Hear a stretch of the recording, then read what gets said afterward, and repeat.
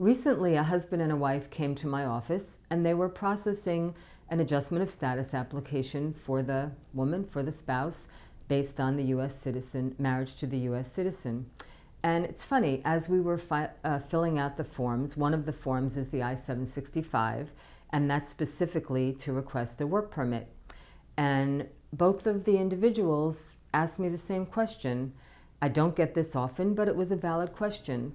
Why do we have to complete do we have to complete the I-765, the application for the employment authorization document, if my wife does not intend to work in the U.S.? She's a stay-at-home mom.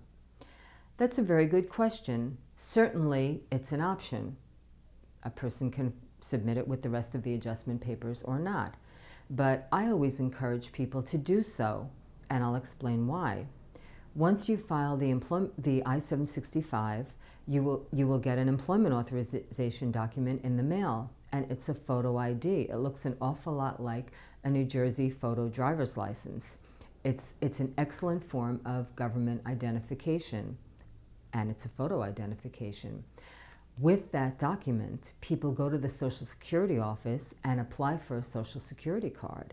So that's a great way of getting a Social Security number while your case is in process, your adjustment application, without waiting till your final green card is approved. So that's reason number one, your Social Security card. Reason number two would be, and then with your Social Security card, you could go to DMV and get a driver's license. Because if you go to DMV with no Social Security number, they're not going to process you for a driver's license.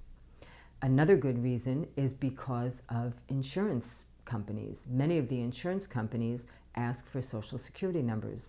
And once again, when you have that employment authorization document, even if you're not going to use it to work, you can use it to get your Social Security number, and many of the insurance companies do ask for it. It is a great idea to have a valid government ID. And while your case is pending, your adjustment case is pending, and that could be up to 6 months or even longer, this comes fairly quickly. And it's just terrific to have an updated government ID. Also, it preserves the ability to work outside the home if someone changes their mind. So we always recommend that someone files for the I-765. And one of the best parts is, if you file simultaneously with your adjustment of status application, the government does not charge a filing fee. So that's really great. It's almost like a no-brainer. So I recommend that people do file the I-765 simultaneously with their adjustment application. There are many good reasons, and I don't think you'll be sorry. Thank you.